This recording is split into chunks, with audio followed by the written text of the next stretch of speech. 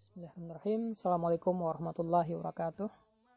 Inna hamdalillah nahmaduhu wa nasta'inuhu wa nastaghfiruh wa na'udzu billahi min sururi anfusina wa min sayyiati a'malina may yahdihillahu fala mudhillalah wa may yudlil fala hadiyalah.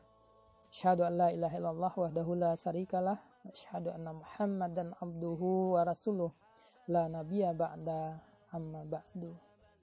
Saudaraku, ikhwanul muslimin wal muslimat, shaimin wa shaimat rahimakumullah. Untuk sampai hari ini alhamdulillah kita masih diberikan oleh Allah Subhanahu wa taala kesempatan untuk dapat hidup dan berkehidupan di dunia ini. Maka sudah sepantasnya kita untuk bersyukur kehadirat Allah Subhanahu wa taala. Karena Allah masih memberikan kita kehidupan, kesehatan, kesempatan, rahmat, hidayah dan karunia-Nya kepada kita bersama, sehingga kita masih dapat melaksanakan ibadah di akhir-akhir penghujung bulan Ramadan tahun 1441 Hijriah ini. Dan semoga kita mendapatkan malam kemuliaan yang diberikan oleh Allah Subhanahu wa taala terkhusus untuk umat Nabi Muhammad, yaitunya malam Lailatul Qadar. Amin ya rabbal alamin. Tentunya malam Lailatul Qadar tidak didapatkan dengan cara yang mudah. Malam itu akan didapatkan melalui usaha dan keimanan serta ketakwaan yang tinggi di sisi Allah Subhanahu wa taala. Dengan cara memperbanyak ibadah, memperbanyak syukur kehadirat Allah Subhanahu wa taala, memperbanyak zikir kehadirat Allah Subhanahu wa taala. Salawat beriringan salam, mari sama-sama kita mohonkan pada Allah agar senantiasa dicurahkan buat Nabiullah Rasulullah Muhammad sallallahu alaihi wasallam. Allahumma shalli ala Muhammad wa ala ali Muhammad. Kita pada hari ini di penghujung bulan Ramadan ini masih dalam suasana yang namanya pembatasan sosial berskala besar di tengah pandemi COVID-19 ini. Dan mari kita berdoa kepada Allah agar COVID-19 ini segera Allah musnahkan, Allah angkatkan dari muka bumi ini, agar kita dapat beribadah kembali dengan lancar seperti biasanya, dan kita dapat melaksanakan ibadah Idul Fitri dengan bersama, kembali menghadiri masjid-masjid Allah, rumah-rumah Allah, kembali menghadiri lapang-lapangan tempat pelaksanaan ibadah Idul Fitri. Amin ya rabbal alamin. Pada pertemuan ini kita akan mencoba membahas 4 perkara yang membuat diri seorang manusia itu sombong. Yang pertama adalah kekuasaan. Kekuasaan yang diamanahkan kepada diri seseorang bisa membuat seorang sombong, lupa akan dirinya, lupa akan bahwa dirinya adalah makhluk Allah yang wajib beribadah kepada Allah, wajib mengemban amanah, menunaikan amanahnya kepada Allah dan kepada rakyatnya.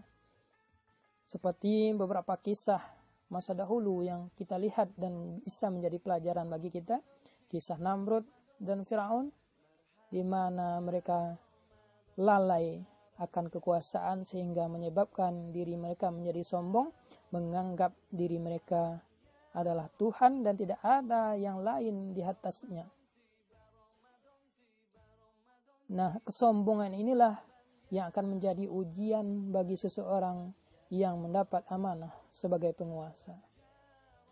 Semoga kita terhindar dari sifat sombong terhadap kekuasaan ini. Kemudian perkara yang kedua yang membuat seorang sombong itu adalah ilmu. Seseorang apabila diuji dengan ilmu, ditempuh dengan kemampuan, kehebatan, maka hawa nafsunya akan membawa diri mereka kepada jurang kesombongan. Betapa banyak kita lihat orang yang berilmu merasa hebat, merasa tidak ada lagi yang bisa mengalahkan mereka. Untuk itu bagi kita yang punya ilmu, mari kita tetap tawadhu, rendah diri dan rendah hati, baik di hadapan Allah Subhanahu wa taala maupun di hadapan sesama. Jadilah kita seperti padi, di mana semakin tua, semakin berisi, semakin merunduk. Dan jangan kita jadikan ilmu sebagai kesombongan, yang membawa kita kepada jurang kezaliman, yang membawa kita ke nerakanya Allah Subhanahu wa taala. Kemudian yang ketiga yang membuat orang lain sombong adalah harta. Dalam beberapa kisah kita lihat, di antaranya kisah Sa'labah, kisah Qarun, yang Allah uji dengan harta, padahal di awalnya mereka adalah orang-orang yang beriman dan taat beribadah kepada Allah Subhanahu wa taala. Kemudian ketika diberi harta oleh Allah Subhanahu wa taala, beliau lupa dan beliau terjebak oleh hawa nafsunya sehingga menjadikan dirinya sombong dan lupa bahwasanya dia tetaplah sebagai makhluk Allah yang wajib beribadah kepada Allah Subhanahu wa taala. Kemudian yang keempat yang membuat orang sombong itu adalah kecantikan dan ketampanan. Kecantikan dan ketampanan, saudaraku, dapat membuat seorang sombong dan angkuh. Hal ini juga terpengaruh oleh hawa nafsu yang ada pada diri manusia itu sendiri. Maka itu, jangan jadikan kecantikan dan ketampanan kita menjadi penjerumus kita ke neraka Allah Subhanahu wa taala.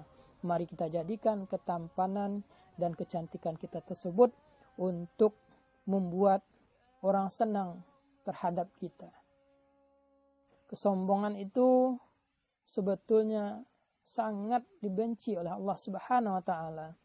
Sebagaimana dalam sebuah hadis sahih Muslim disampaikan, la yadkhulul jannah man kana fi qalbihi misqalu dzarratin min kibr. Tidak akan masuk surga orang-orang yang dalam hatinya memiliki kesombongan walaupun sebesar biji zarah. Nah, ini kita perlu bertafakur kepada Allah Subhanahu wa taala, mengingat diri kita, bermuhasabah diri, apakah kesombongan yang disebabkan 4 perkara tadi ada pada diri kita.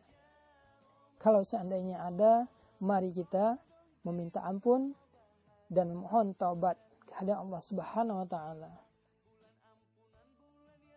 Semoga apa yang saya sampaikan untuk hari ini bisa bermanfaat kepada kita bersama.